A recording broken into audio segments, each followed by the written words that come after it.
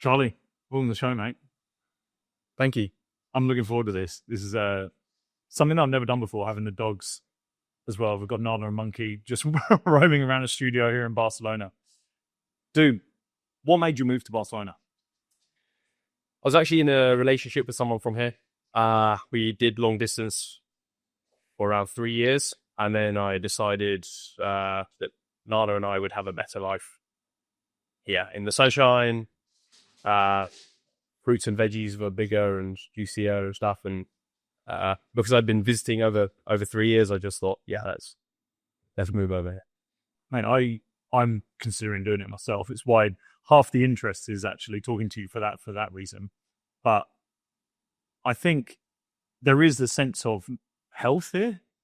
Do you think that? You think health is a big element to coming abroad and leaving the UK? I feel in the UK there's so much being said right now around the amount of people that are leaving the UK, and I think for me there's health sort of sits at the top of that reason for me. I mean, a lot of people say economics, but for me, health I think is a big part of it.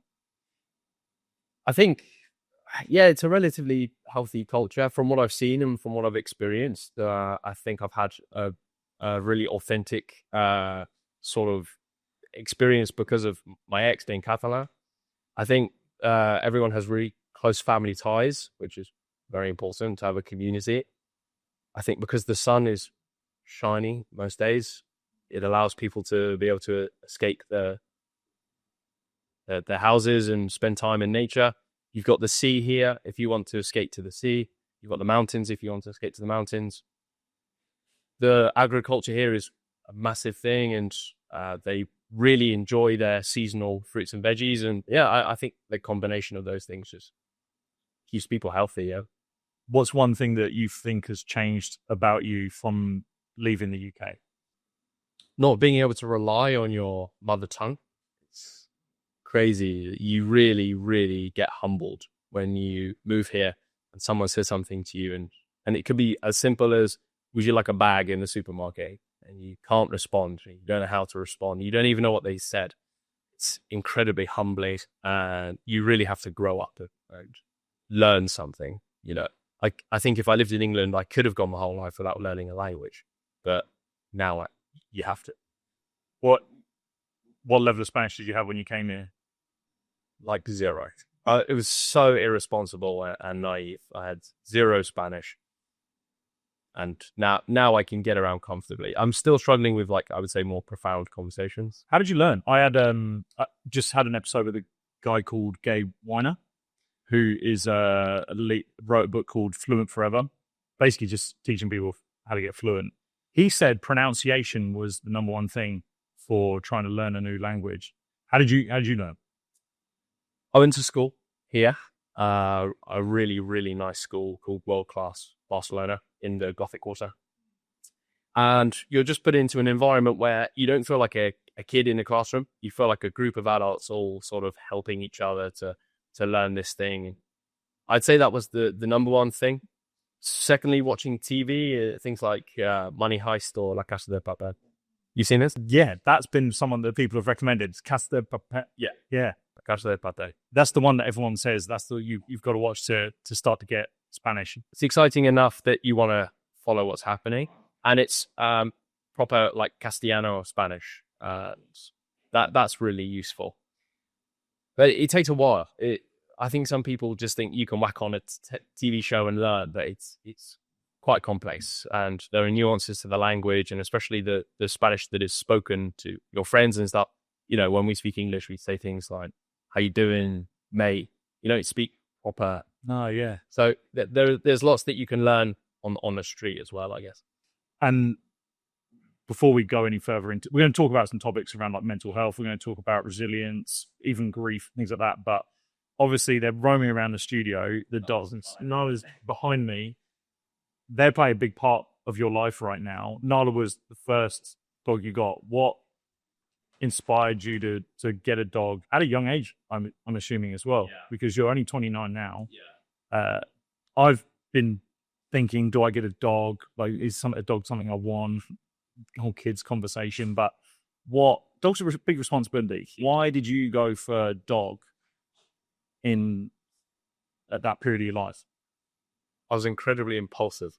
Really? Yeah. I didn't think about how I love the idea of getting a dog, and I didn't have that rational voice to say, oh, but maybe it's going to limit your experience in some ways. You can't travel as much, you can't go away for months on end, this kind of thing.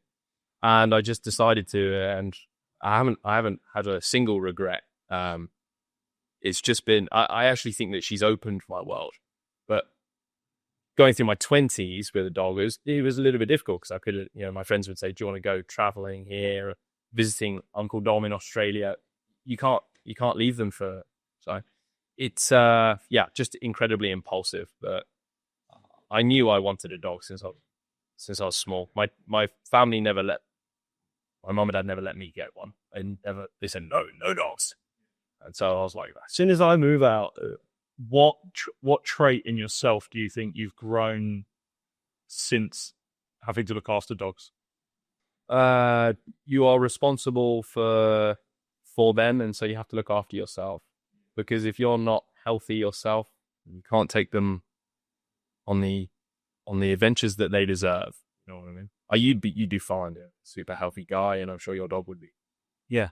Very, very lucky to have an owner like you, but yeah, lots of dogs just sort of become couch potatoes and things like that. And these dogs need to be outside. And so, yeah, being healthy enough to take them for, mile-long walks is important, I'd say. So obviously, if people don't know, for a lot of your listeners will be listening to this, but for people that wouldn't be familiar with your journey, you became pretty famous through content through the dogs, talking to the dogs in a unique way, right? I'll put it that way, a unique way. Why did you start doing that? What was the inspiration behind starting content based around the dogs in the manner in which you did it? I've been creating content with Nala for 5-6 years, I'd say. She's always had a really unique personality, and I think on TikTok especially, we did have a few viral stuff before. I think she's just such a funny character. I just want everyone to see that. I think I just love people seeing how funny she is. And, there are certain ways, if I interact with her in a certain way, I know she'll interact with me back in that way. And that sort of explains the voice and the faces. If I'm animated, sort of makes her animated. And I think it makes great content. It's like super lighthearted. Anyone can enjoy it. You don't even need to speak the language. And so, yeah, I just wanted to spread joy with her and also raise awareness for the breed as well. I'll give you an insight into some of the reasons why I actually was drawn to the content, not only because I'm a dog lover, and I think a lot of the reason why I was drawn into the content was the manner in which you were doing the content. Very silly, jokey. Obviously, we spent the morning together having coffee, and there is an element where you can see there's this kind of silly side of you. There's also a serious side to you. I'm super interested in that because growing up for me, I had two sort of real icons that I was drawn to were Robin Williams and Jim Carrey. They're two people that I've really admired. I admired them because they were wild. They were very eccentric. They were very out there. And then they were also very deep. So if you think about and they were obviously very deep thinkers, both of them. But the thing that drew me to them was this ability to be really authentic in themselves and kind of not give a fuck. Right? Like, I just don't give a shit about how people think of me. What do you think of when it comes to being authentic? And if there was any advice you would give someone in finding their authenticity, what would it be? I used to worry a lot about how I came across, how people viewed me. But when you understand that they're not worrying about how I am, they're probably worrying about how they appear. You know what I mean? Yeah. So, yeah, I used to spend my time thinking, okay, if I look this way, if I dress this way, if I behave this way, people will think this. But everyone is thinking completely selfishly, internally, just like I am. And if you can let go, like you said, what's she doing? bit of keening. If you can let go of that, the freedom is amazing because you can express yourself in the most authentic way. So yeah, again, maybe there's a little bit of that in the content of like, I want people to feel comfortable to just be goofy because who cares in the end? I think as well, like people find there's a need and necessity to procure what they put online, that they need to make it look a certain way. And I don't feel like you're doing that. I feel like I'm drawn to what you do in the sense that you're holding a phone up and like, I'm in no way, shape or form allowing this phone to change who I am or the message I'm trying to send. And it's hard because, and I say this through me trying to almost untangle this for myself, because having been an athlete, having especially been a professional athlete, you try to uphold an image of yourself. You've created an image of yourself, and is actually Jim Carrey who says this incredible line, which is, you can take a chance on being loved or hated for who you really are, or go to your grave holding on to a character that you never were. I love it. And I think about it continuously after I heard that, because when I was a cricketer, I had this image of myself that I was trying to uphold. And when you're trying to uphold that image, you at the same time diminish this other person that you really were. And I saw in what you were doing the fact that when I was a kid, I was really silly. I was like a joker, and I feel like cricket beat it out of me. Yeah. And I feel like, it moved it away from me a little bit, because I don't know, the environments I was in, and a part of my research has been really in around the environments of teams. And I think you can get caught up in trying to uphold an image based on the environment you're in. And especially now, the environment being this community group of people on the other end of a bloody device. And I don't know why we do that. And I don't know why we allow that to happen so much, when we kind of know the rule. We know that we want to be authentic. We know we want to be ourselves, and we want to be free in that bit. Do you think it was the mostly male environment? Because we know from school, you can be sort of bullied for being yourself. Do you think it was the male environment of like, shut up? There sort of. I think when I went into a sport environment, it was definitely any sort of outside of the norm, or what it was sort of considered the norm, was diminished. And being yourself, and being yourself in both on the field, off the field, wasn't really, I wouldn't say valued, but it wasn't supported, which is tough. You're looking for technically unconditional love, right? Yeah. You're looking for this form of unconditional love, like, I want you to love me for who I am. Yeah. What I'm about, not this thing that I do. Yeah. And I think you get that in sport. But I tussle with it, because there is a character that you do need to be. Like, if I throw myself, this goofy, silly guy that would throw myself into a professional sport, I may not get the job done. So there's a job to be done. And that's probably the slight difference between the social media world and the sport world. Yeah, true. It's competitive, and it's fierce, and it's, I guess I don't have those restraints on me. I can I can be exactly who I want. And if you don't like it, I wasn't born to entertain you. That's how I view it. Yeah. How's your view of, since going viral multiple times, how has that affected your mentality, mental health, view of the world? It was pretty bad at the start. Honestly, when we first went viral and I saw that my followers were doubling, and I remember I wrote this down, I spent 9 hours on my phone refreshing the page, just watching the numbers multiply. It was like a wave of excitement that I had never felt before, because you're refreshing it to the numbers to go up. Wow. You're sort of watching your life change in that moment, because obviously I think I had 5,000 TikTok followers. All of a sudden it's going to 12, and then 18, and then you're sort of watching your life change, because with a bigger platform, I can sell my music, I can raise awareness for, like, I can do all these things now. So I'm literally watching my life change, and it was super addictive. And that was that started a little bit of a downhill spiral, I would say, to my addiction with phone. And some other stuff I've been going through since this happened. Yeah. What did it sort of teach you along the way? Where did that lead to? It's not real life, and the numbers don't mean that much unless it's for something like charity. You know, I looked at my statistics on TikTok. I remember it said I had 300 million views on my videos, and then it's probably the same on Instagram. So we're looking at 500 million views. You can't comprehend it. You can't comprehend it. There's no point. There's no benefit to comprehending something like that. You just have to look at the number and get on with your day. But it used to really bother me. And if I'd post a song and it didn't get too many likes or views, I would take that inside. It's no good. Yeah, we're like personalizing it. Yeah, wow. It becomes a real daily battle. If I'm not posting, I feel the pressure to. If I do post and it doesn't go well, sometimes I've forced myself to post something that I'm not happy with or proud of. You did something that was really interesting. You turned off comments. Yeah.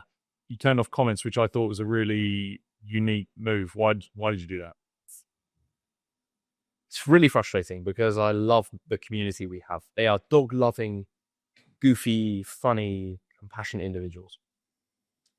But there are some that they are trying hard to hurt me and my family. We've had all sorts of things, threats, and I hope the dogs die and things like this. And it's a minority, but it does affect me. And I think, why is it that I'm trying to, make social media a little bit of a lighter, more honest place, and these people are allowed to have a voice on my platform. So I sort of, go to your bedroom sort of attitude, like, nope, that's it. No dinner before bed. Turn them off. And it's maybe reckless, maybe brave, I don't know. For a growing, social media content creator, it's a little bit dumb to turn off but I'm focusing on the long-term thing. And if I'm going to create content for the next few years, I can't have a few shadows bringing me down. So it's such a hard thing to comprehend. I have had piece of content that I've put up, not anywhere near the breadth that you've been able to reach, but it's obviously brings in a new crowd. And I actually heard someone say that it's good if you do find that you've got these negative comments because you're reaching an audience that you've not reached before, which is an interesting take on it. My other thing is, and I don't know whether this is just the kind of sporting part of me, is that when I get someone criticize me, I kind of laugh at it. And I think I put it down to my ability to be able to laugh at myself. If I can take a joke on myself, if I can make fun of myself, which we as English people are very good at doing, self-deprecation, if I can do that, then I don't feel a comment will hurt me, because there's nothing really you can say that my mind hasn't conjured up and thought of and maybe created some internal joke of before. But I think from what you were saying, it's just the sheer volume.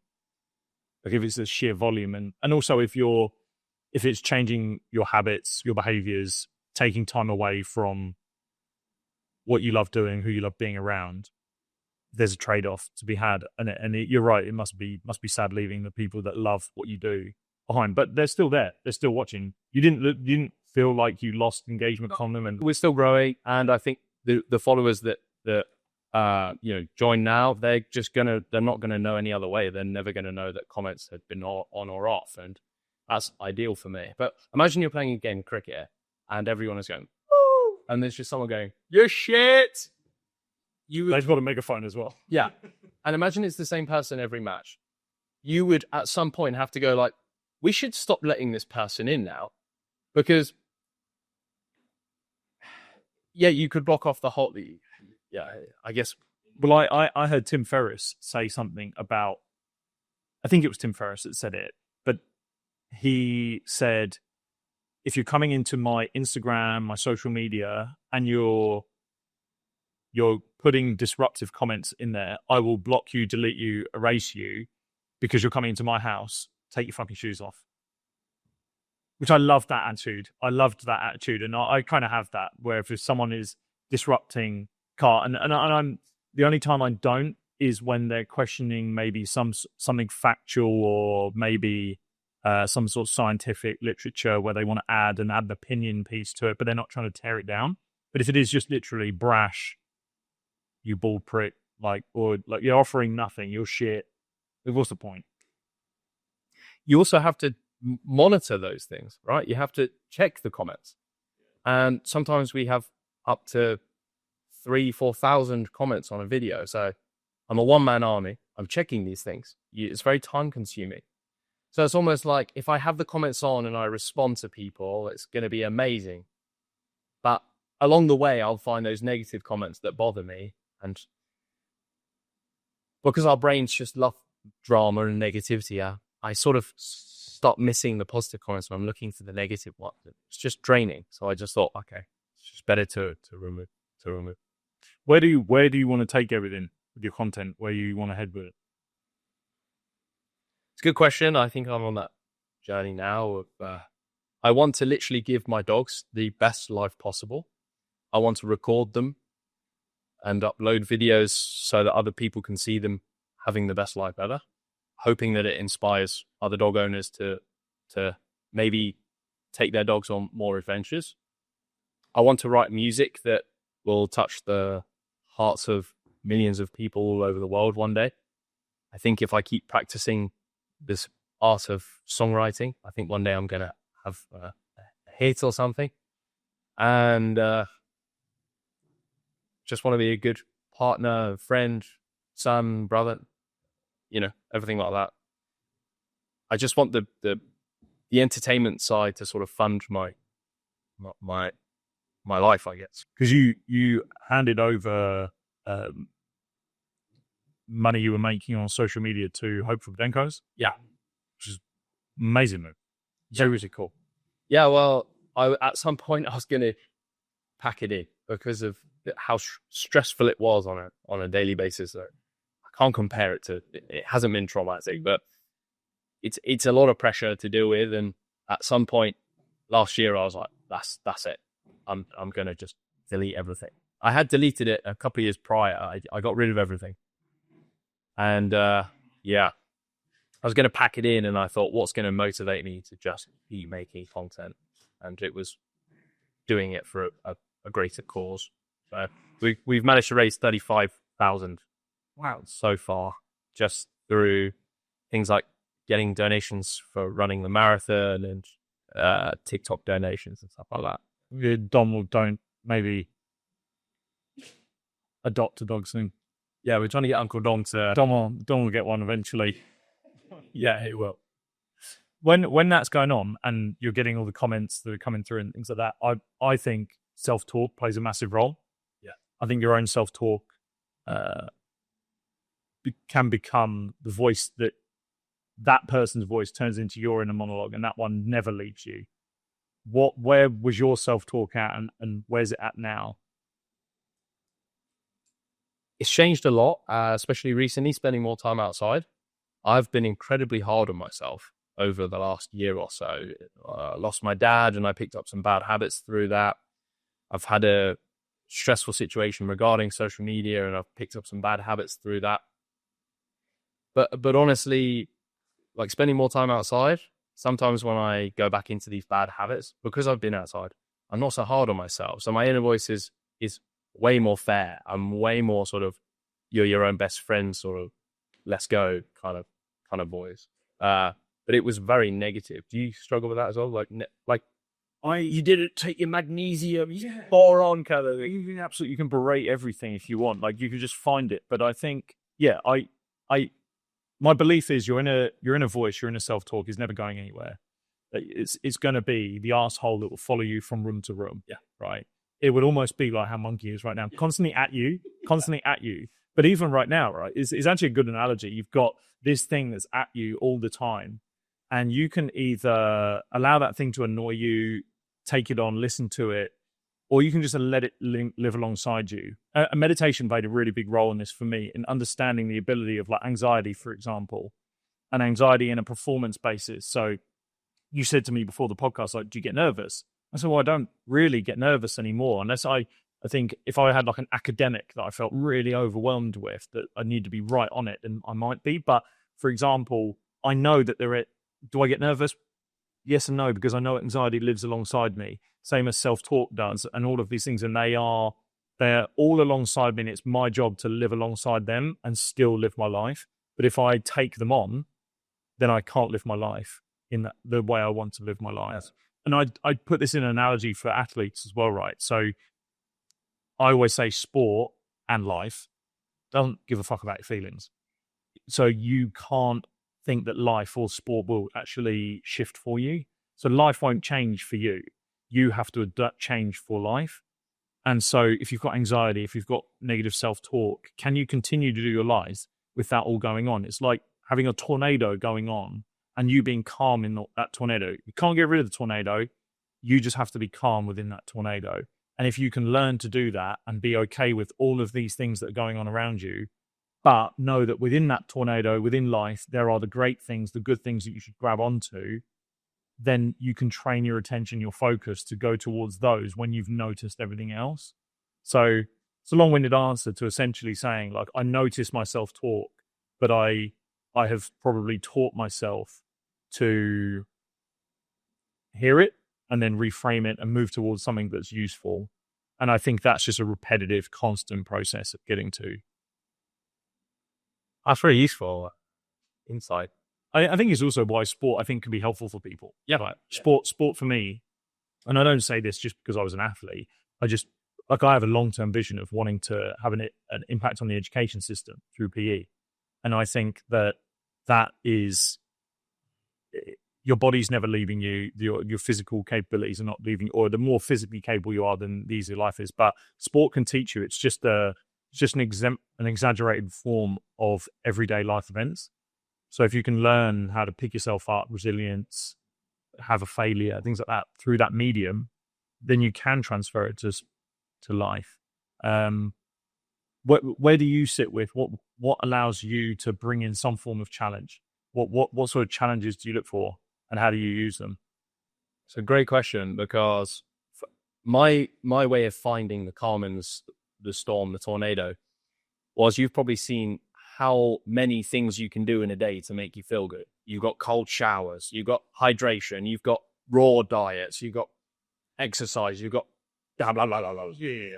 And honestly, trying to find that calm at some point was 6 o'clock get up, 6:05 cold shower, blah, blah, blah, blah, blah, blah. Because at the end of the day, you're like, okay, I smashed everything I needed to do. But you can also become incredibly neurotic around this kind of thing. And if you do miss something off, you feel like, oh, it didn't work out today, I'm going to be in a bad mood, you know? There's almost this like this health side of things is almost too toxic, you know? I got to get in an ice bath and then I got to scream into a tree, you know? It can almost be too much. And I'm trying to find just one answer. Is it exercise? Is it this? And my answer is going outside. It doesn't matter how long I was in the cold shower for, how much I've eaten. When I'm sat under a mountain with Easter, you could get rid of the cold shower, all of that, go outside, and it erases all of what that could do for you. So that's what you get. Yeah, I get that. I could be a machine and I could, bench press my way to success and stuff, but it's hard to maintain. It's not sustainable. Going outside, it's free. It's there.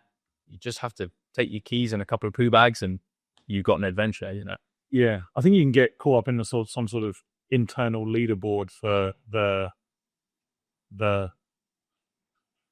whatever we want to call them, the morning routines that you have to check off. And I think like cold showers, I can't get myself to do them because I'm like, if you live in England, just living outside is a cold shower. Like it's just to continue. It's the feeling I feel like I could do it because it's 30, it feels like it's 40 degrees in here, but it's definitely hot here, and you could get in a cold shower and then you're warm outside, and it's like that rush of blood, and the contrast is awesome. But you don't get it in the UK. It's just cold and then colder, and then just never get warm again. So that's the one thing I can't. But I used to get a little bit obsessive around routines, but I'm a bit more like you. As long as I do something where I'm outside, I have to have at least seen daylight, in some way, shape, or form, or some sort of natural thing, I'm very fortunate I live near the sea, so you get to see the sea, this beach, fancy space. You're like, okay, calm. Yeah. But I think that neuroticism that can come from, I have to do this. This is the thing that will unlock my good mood, my happiness. And I think when people say that, you're right. They can hold themselves captive to if it doesn't turn out that way, because life doesn't care. And if you need to be adaptable, can you be adaptable to all of those things rather than, oh, if I do 1, 2, 3, 4, then I'll have a good day. But if I miss number 3, well, sorry, Steve at the office, like, I'm coming for you now, like, because I'm in a bad mood. Like, well, we can surely think a bit wider than that. Yeah, true. I think that adds to the tornado. You're also about trying to find sort of in a calm. When you've got a checklist of stuff that it's possible to miss something off, it just adds to the chaos. So yeah, I think I'm just in a process of optimizing. I just want one answer to the whole thing. Usually it's being in nature has a positive effect on me. I have the motivation to exercise more. I have the motivation to eat better because I need to be fit to be able to climb the mountains and stuff like this. So yeah, I would say nature is the answer for me. You said about trying to level you, but you'd also touched on grief. Like, you lost your dad a couple of years ago. Yeah.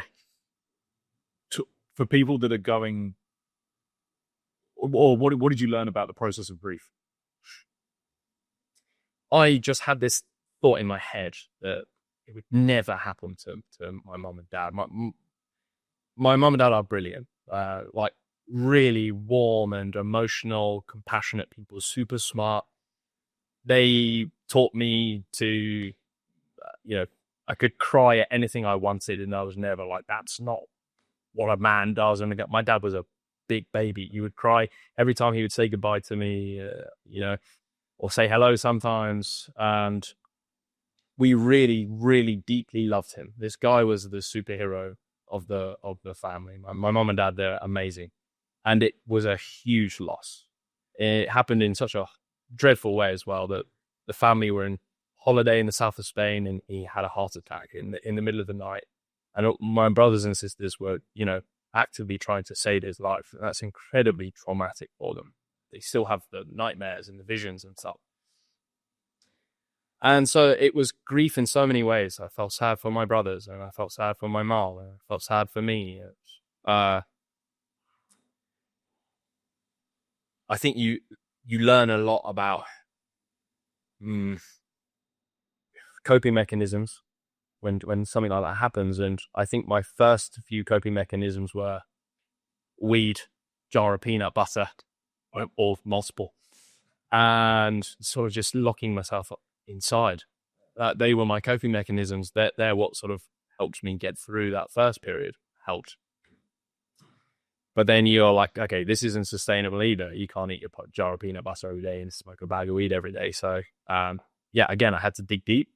And my answer was watching the sunrise every morning with Nala. And it had this positive cycle again on me. I started to feel better. I started to grieve him in a healthy way. At first I had lots of anger and stuff. And I started remembering things from being a kid and what used to piss me off about him. I think we all try and grief can do the weirdest things to you, because you love the person, but almost by thinking about the negatives, you try and miss them less. You know what I mean? You're like, if I think about the bad stuff, I'm not going to be so sad. But Yeah, not great. So, yeah, I just chose nature, and going outside with Nala. I would get into the sea every morning, like 6:30 a.m. See the sunrise. Changed my mindset completely. Yeah, I've not gone through anything like that, but undoubtedly everyone will. Like, everyone will at some stage, and the circumstances that they have it will be different. The only thing I can think of, and my therapist actually reminded me of this, was that I actually had to grieve the loss of my professional career. Yeah, because you're literally grieving an old identity of yourself that you don't know, you no longer have.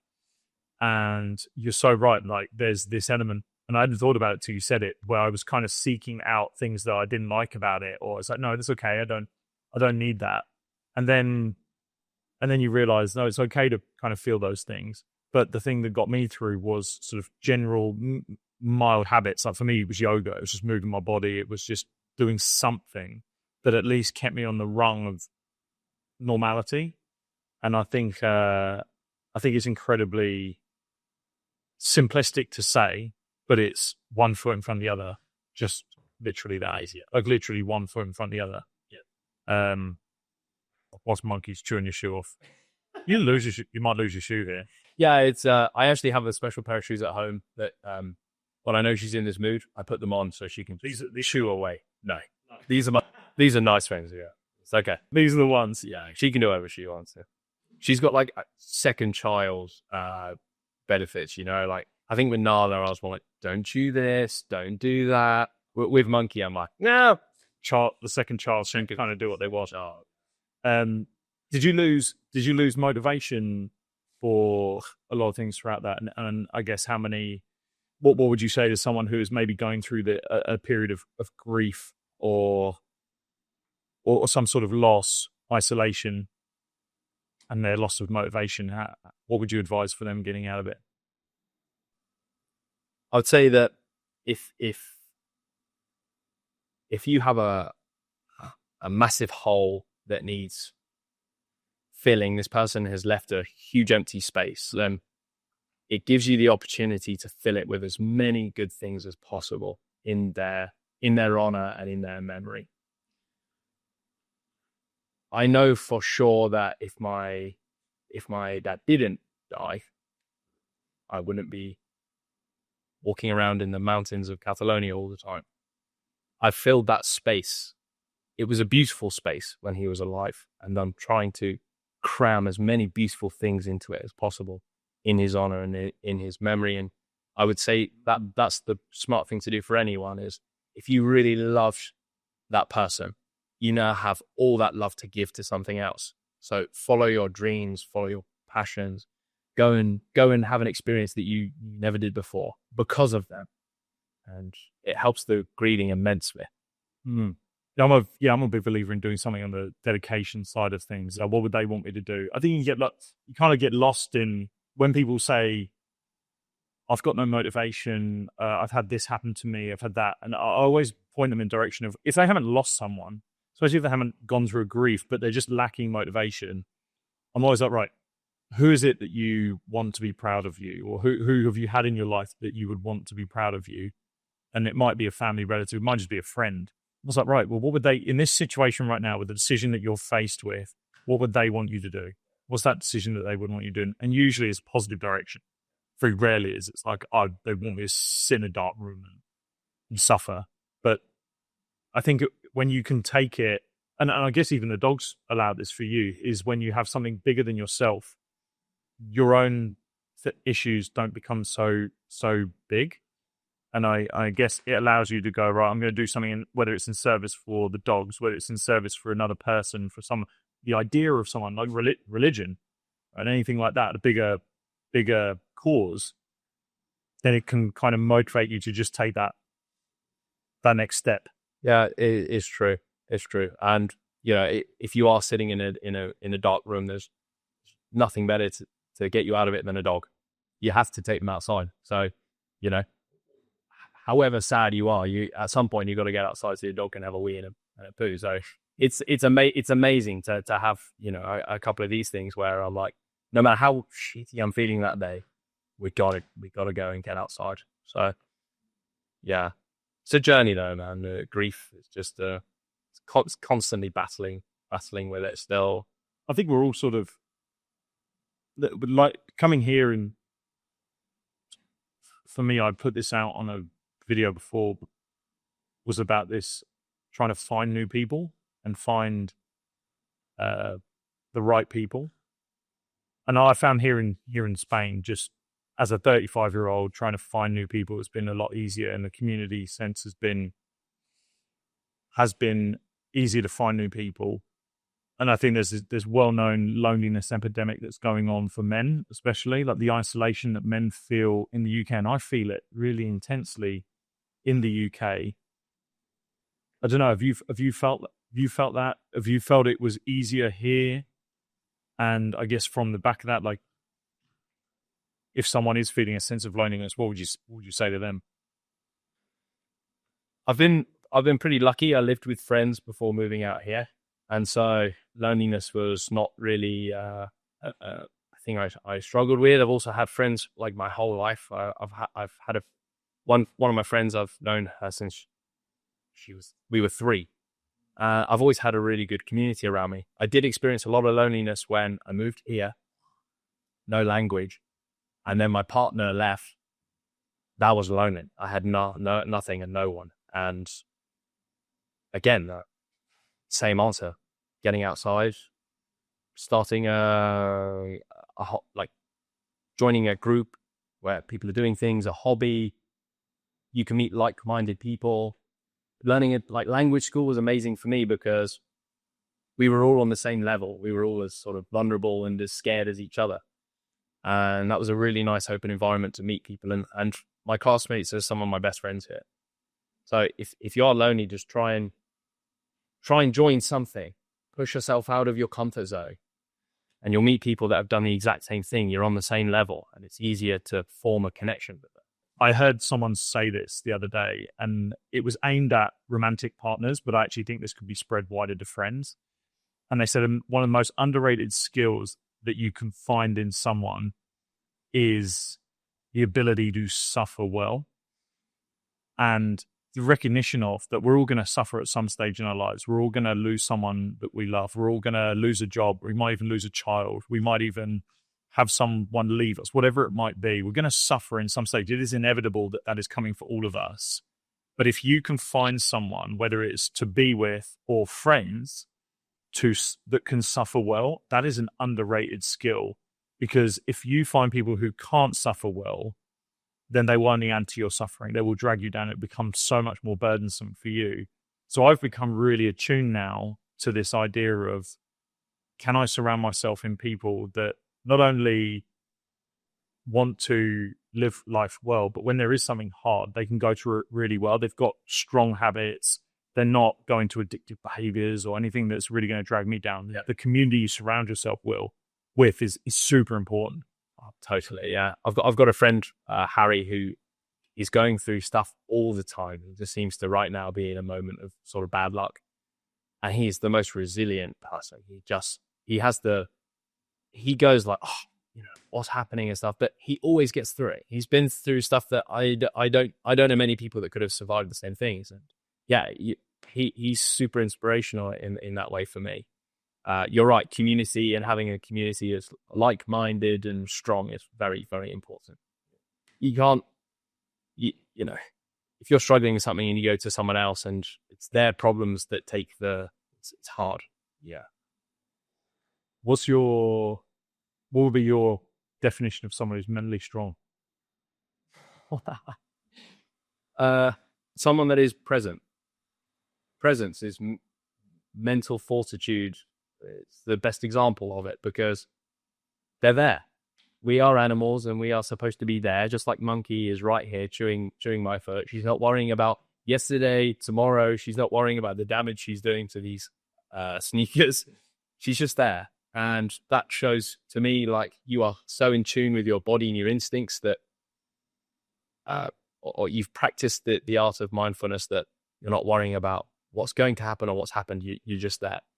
You know what I mean? Yeah. Like being a sportsman, you have to be. When you're there, you can't think, what did I say in that text yesterday?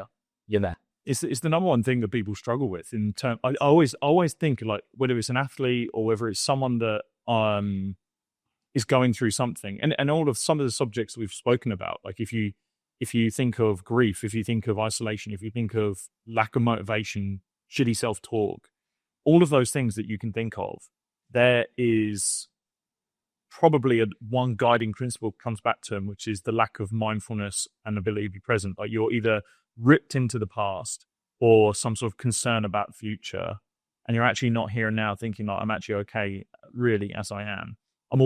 There's a meditation that Sam Harris, I don't know, do you follow Sam Harris at all? So Sam Harris, a neuroscientist, philosopher, meditation teacher. There was a meditation that I listened to once, and it was actually more of a dialogue really than a meditation, but it was based on this last time. It was named The Last Time, and this idea that there will always be a last time. He frames it around in this meditation that his daughter, as she's grown up, she says the word aminals. Cute. And he said, but I'm not going to correct her because there will be a time where she will get that right. His daughter that was crying when she was a toddler, he said eventually there will be a last time where that will happen. So kind of appreciate the time that you're in for apnea. And the same for everything. There will always be a last time. There will always be this moment. And for me, it ripped me back into the present because I took myself straight to when I was playing and when I was doing sport. And I was like, oh, well, I've got the next game. But then there was a game, 7th of July, 2016. There was not a next game. Yeah. That was the last game. Yeah. And that was the last time. And I always think back to it and go, what would I have done if I was actually thinking that, if this moment was the last time I was to do it? And kind of built on with that, he said this part of it, which was at any one moment where you think something is too much or is overwhelming, there are a billion people on the planet that if you gave them the choice to click their fingers, they would be back where they would want to switch places with you straight away. And for me, that's just one of the biggest perspective shifters that I can find. And I think for me, it kind of all comes back to mindfulness. It's actually interesting that the literature shows that most of the performance benefits that most athletes want can be then attributed back to mindfulness. It's just what the number one intervention that you can always throw into, just being present. Yeah, cuts your stress dead. unless the situation you're in is stressful, being mindful. Well, it's also important, fight or flight response is good to also to be there and understand that that's happening to you. And I've had some interactions in the last few weeks because of the heat. I think people are getting a little bit stressed, crazy. I've had some people, screaming at the top of their head at me because the dogs weed outside their apartment or something. And I wash it with water and I do all the things I need to do. But in that moment, I'm like, right, just be mindful, listen to the screaming, understand your adrenaline is coming up. Don't react, but, being mindful in every situation should help. What about vulnerability for you? How do you see vulnerability as not only a creator, but as a man? I think I was really lucky with my parents. They never made me feel like I should ever try and be not vulnerable. I think being vulnerable at every part of the day is super important. Again, it's authentic, isn't it?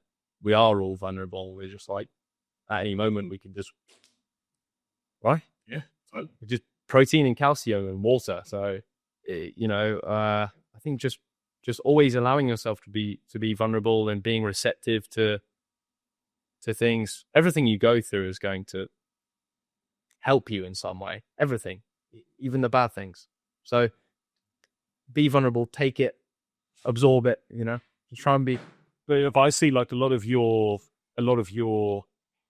work, music, even the creation of social media things that you're doing, every video that you're doing, like it's a creative process, but in that creativity, there's vulnerability in doing that. I think it's why I always look at anyone who's creating content, I praise them.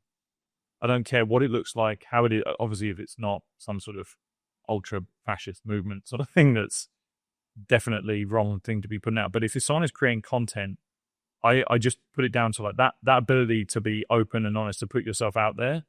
Same way standing on stage to sing a song that you've written is a vulnerable process. You're doing it kind of through creativity. Have you found that creativity has helped, I don't know, enhance your vulnerability or express your vulnerability? I think, come here. I think, yeah, you're right. Writing music, you're in an extremely vulnerable place. And music for me is an expression. It's like therapy. You get to sort of...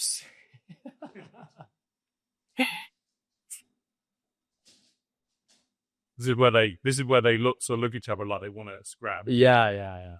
Nala's really good at shutting the whole thing down. She's a monkey's just so playful. You see him, she just has unlimited energy. Nala will tell her off. Look, she'll say, right, enough. Yeah, monkey, come here.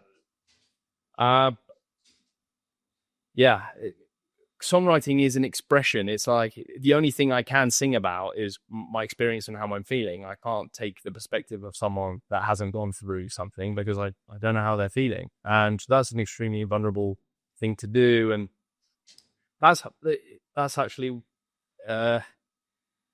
it's another problem with songwriting is like you do let people in a little bit. You're telling everyone, oh, I'm a little bit sad at the moment, or I'm a little bit whatever at the moment. But I also think it can inspire people. It's why music is the one thing we all have in common, because you have all these artists creating and expressing themselves, and we can all relate to one of them in some way. Maybe we attach ourselves to the artists that are singing about things that we're going through. And wow, you're crazy, yeah? They're looking at each other like they really want to go. Yeah. Just don't knock over the cameras. Yeah. Don't go on the cave-ins. Nala's doing a lot of mouth snappies right now. You can't see it, but she's going for it. But then, come here. She's suddenly got the energy now. Yeah. A lot of your work was writing songs for strangers. Yeah. So how much of that are you still doing now? Not right now. It's actually something I'd like to do for free. Okay. Eventually. Have you heard of the culture of ikigai, the concept of ikigai? Yeah.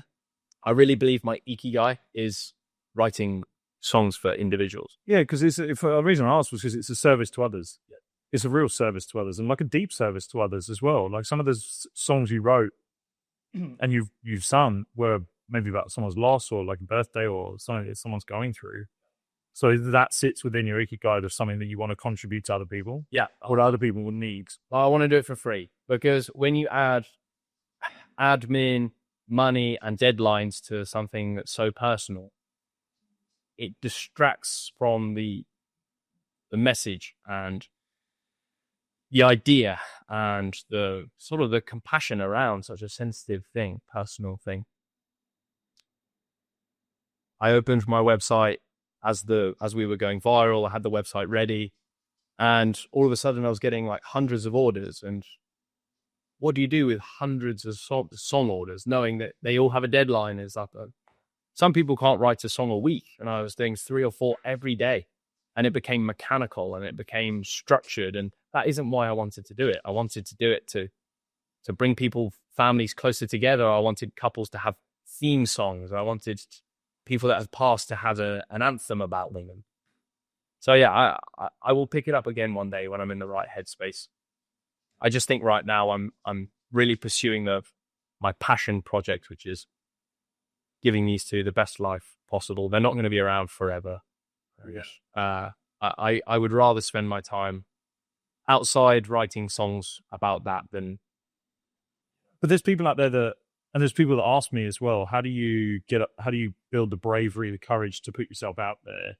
Do you have any people that want to create, people that want to get started? Do you have any practical ways you did it or ways you've seen be done that could get people moving to start doing it and hopefully build away that fear of judgment, criticism along the way? I say step 1, question your belief system.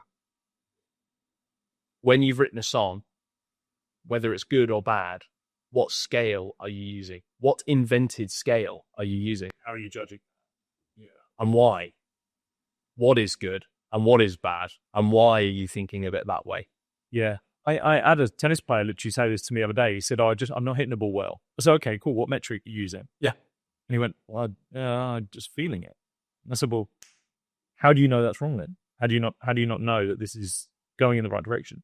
Subjective, isn't it? It's totally subjective. I watched the Bob Dylan movie the other day with Timothée Chalamet, and I didn't like Bob Dylan's music because I thought his voice wasn't very good. But I watched this movie and I saw how authentic he was. He didn't change for the media. He just remained. I think there was a little bit of ego towards the end, but I just loved how genuine he was. I saw how genuine he was, and now I'm a Bob Dylan fan. And he didn't bow to the pressure, I think. At the end of the film, it was a folk festival, and he was supposed to play some of his old folk songs, and he went on with a rock band and stuff. He didn't give a monkeys because he had his own belief system, his own scale, his own metric, his own way of judging what was good or not. And it was what he liked doing. And that's enough. And that album, that rock album that everyone was doubting, won a load of awards and all sorts of things. So believe in yourself more than anyone else's metric judgment system. You know, we're all being corrupted by Instagram and the biggest pecs wins. It doesn't make sense. I always think that the worry of doing the thing is not as scary as actually doing the thing. Yep. And I think unanimously, anyone that I've worked with, or just even in my own journey, I think of the fear that I've had of doing something by far outweighed the actual sadness or disappointment I felt, even when that thing didn't go well. And the example I'll give was my first ever 2020 game with live on Sky Sports. It was a car crash. I got, Dom will appreciate it, I got hit for 26 in my first over. It was just like the worst thing ever. And I remember having nerves before that game. And then the actual experience of that, and a lot of people said like that was pretty bad. Like, it was not great. And I actually remember thinking, me going through that experience of it actually going wrong, even when it went wrong, the fear of what it could go wrong as far outweighed actually when it went wrong and what it felt like going wrong. So I think that whatever fear that people are creating in their mind, whatever fear it is that they have, the negative self-talk, the fear of what if this works out, what if they don't like me, even if that does happen, it's not going to be as bad as you think. So taking that step, just give it a go, give it a crack. And again, perspective, like someone will want to snap their fingers and be in your place at the drop of a hat. If you were to not give it a go, it's just so obvious to give it a shot. You have to give it a shot. Yeah. Or you will regret it for the rest of your life. Just go for it. Even if you think it's a bad idea, someone's going to think it's a good idea. What about you? Do you think people either misunderstand or don't know about you? I don't know really. It's a good question. I don't know. I think I try and keep everything super lighthearted and never get political. I've been called mean a few times because of the way that I've responded to certain comments and stuff, but I push back against being objectified. I think people just think that men love like online attention and stuff, but it's just as creepy when a woman you do not know says something inappropriate about your body or something. It makes you feel uncomfortable. And I have pushed back a lot on my. So I was going to say, I feel like you call them out. I do, yeah, I do, and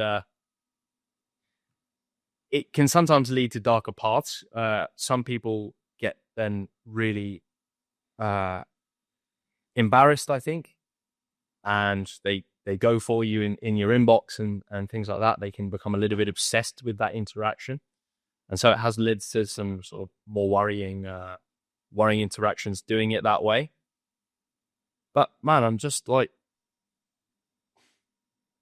as normal as you can get. I'm just happy being Boothie online. But there's nothing special, nothing incredible or anything. It's just like I'm just doing what I can for the breed and for my friends and my family and myself.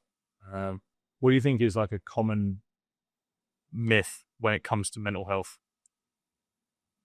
That everyone's the same and it's the same answer throughout. And if everyone does high rocks, then everything's going to be okay. And it's not that way, man. Some people don't want to push around heavy sleds and whip on a rope for 45 minutes to feel good. Some people need genuine conversation with good friends. Some people need to take a walk.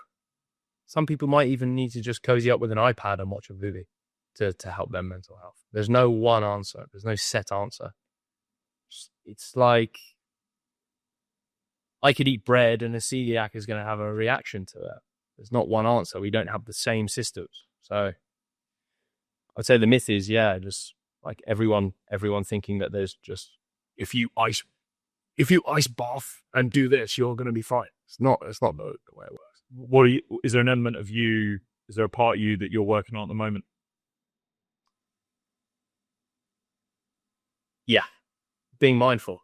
Really? Yeah, I want to be able to help my friends in crisis. I want to be there for them. Like you said earlier, when you get in touch with a friend and they pull you down. I want to be there for my community as this guy is wise and strong enough to help me get through this thing, because my friends were there for me when I was going through the mud. And that's what I'm working on now, is being a strong pillar for my friends and family. So anytime that they feel like they're in crisis, I can be there for. What has taken you away from that? Or your ability to do that? I think suffering from my own bad habits, it sort of can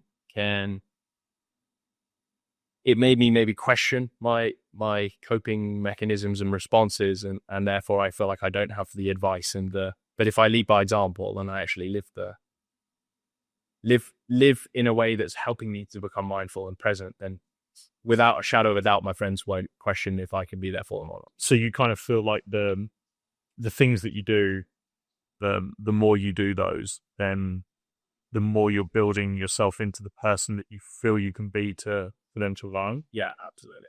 So if my friend is in crisis and they need a hand, if I've been smoking weed all night and eating God knows how many calories, I'm not going to be a very good voice for them. I'm not going to be a good centered, you feel credible in that sense for it. Yeah. Whereas if I've been hiking and I come back all zen and stuff, like they have absolute guarantee that I'm going to be able to say something that's going to be able to reassure them. I'm going to be reassuring. That's what I want. Like, I wasn't expecting my dad to die so suddenly. And I know that if it happens to any of my friends, without a doubt, it's going to happen at some point to one of my friends. I want to be a pillar of knowledge for them so that they can. So interesting, because I've had this thing around credibility that's been sort of swirling in my world a little bit. And for me, a lot of the stuff around credibility is you can have like the qualifications, you can have the insight, but I've found that sort of two things really that have helped me feel that sense of, because I feel like I am that person for my friends right now, right? And I feel that because I uphold the image of myself that I want to uphold. So I've aimed for this person I want to be, and I feel like I'm pretty much adhering to that, and I'm strong in that. I'm not flawless. I'm flawed, but I know that there are many things that I can do to help people. But the thing that I think has allowed me to do that has been my experiences. So, for example, the empathy I can show for people through my experiences with my condition. So growing up with my rare condition, and for people that won't know about my condition, I'm missing my right pectoral muscle, 2 ribs.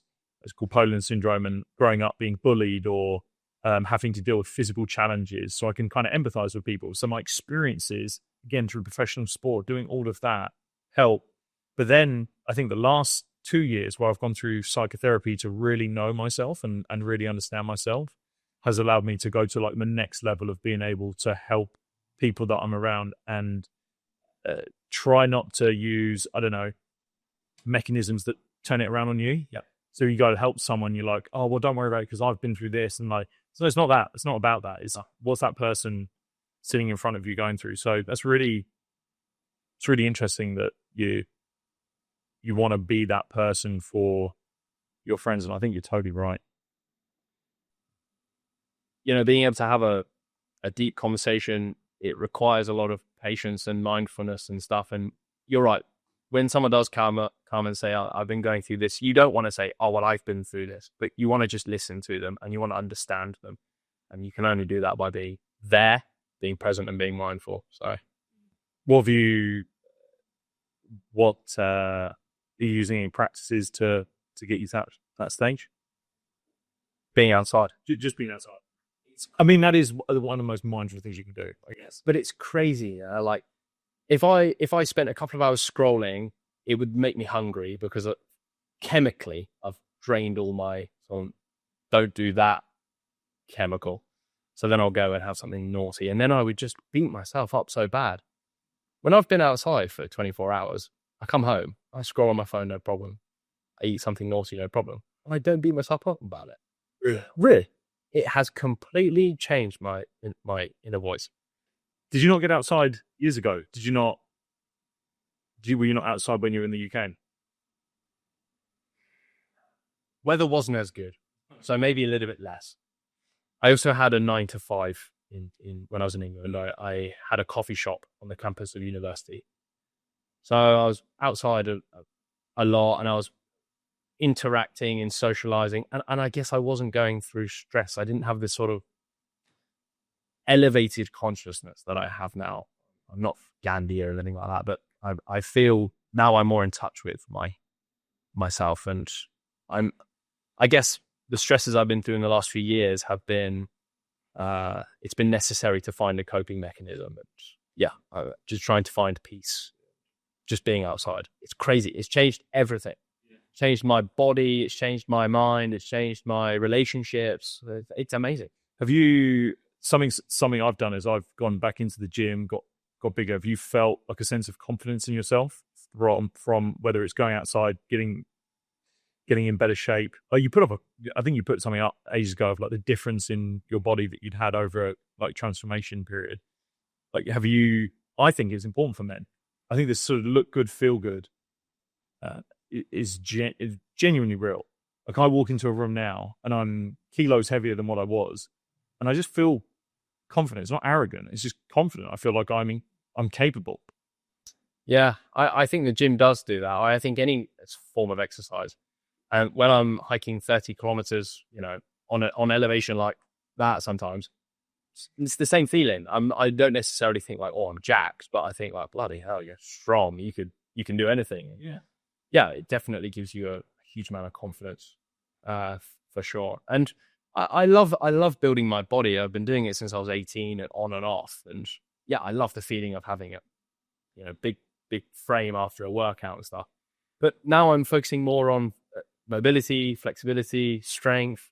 I'm not, I've got an amazing girlfriend. All my friends love me. I kind of don't have to look good to now build relationships and stuff. I'm not dating. Yeah.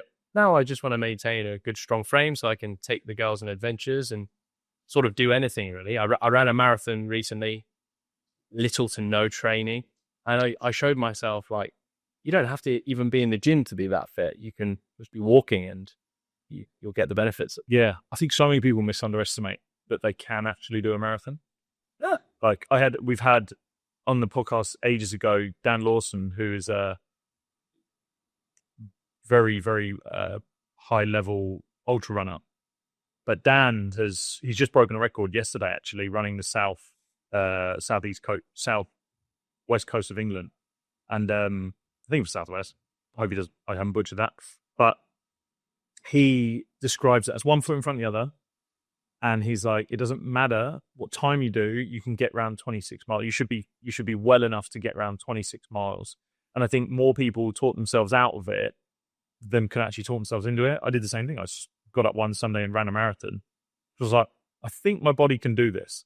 And then the confidence boost you get from it through being able to climb a mountain or go uphill and do something, like it's so underrated, or people put up so many barriers to that ability before they've even given it a go.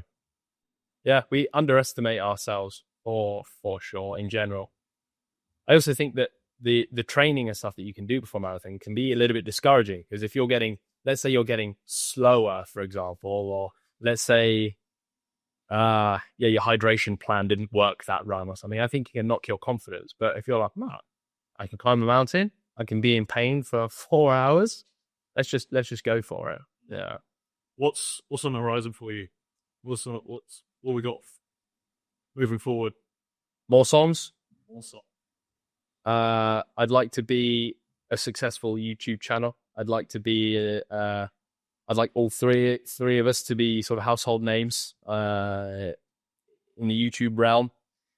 I love taking these two for adventures, and I think right now that they're sort of mild and not too exciting, but I know as it grows and there's more money behind it, we're going to be going on we're going to go and do some crazy things. I want to travel the world with these two. And so more exploration, more music, and with any luck, a little bit more money as well. I'm a little bit strapped for cash at the minute. I was writing songs and I took my website down, And so I'm sort of just relying on sponsorship and stuff like that. And again, money worries used to be a huge thing for me. And now I could have £10 in my bank. And like, if it's enough for an ice cream and a get home, I'm good with that. So, but raising more money for charity, I'd like to one day help Hopeful Podencos open a center, because they don't actually have a headquarters right now. I'd love to be able to do that for them. We've rescued so many Podencos through my channels. You know, I get comments a lot on Facebook saying I've rescued a Podenco because of you and Nala and Monkey. And so, yeah, I'd like to get the law changed in Spain to protect them, because they're not protected by the law. Galgos, Podencos, and the bulls, they're sort of tools instead of pets, and I'd like to get that changed. So yeah, a few things, some good things. Where's the best place for us to send people if they want to follow along?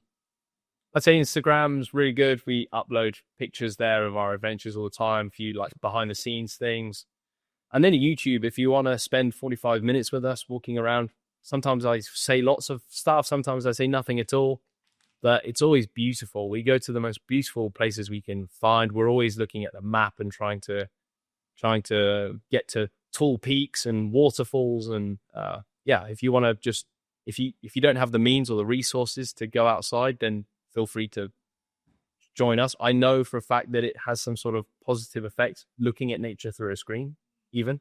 So if you do want to calm down and get a sense of what it's like to climb a mountain in the Pyrenees with a couple of crazy dogs, then, you know, yeah, go to YouTube. And they have got their unique personalities. They have got their very unique. I mean, this has been a completely different podcast to what I've done before. Having dogs going around in the studio has been awesome, mate. I really appreciate you coming on. What you've created and the way you go about doing it in the unique fashion and the authenticity. Like I mentioned, that's not your everyday creator that does that. So please don't stop doing it. Keep creating adventures. And I think probably the biggest message that's coming out of this: get outside. You have to. That's where we come from. But thanks to you as well. Your story is super inspiring, and seeing the size of you, even though you would say that you have a condition. Yeah, your condition. It's just crazy. So well done for you, and the fact that you're giving people like me a voice to come on and maybe help someone. It's amazing as well what you're doing. So you keep going. Matt, appreciate it. Thank you so much for coming on. Vision.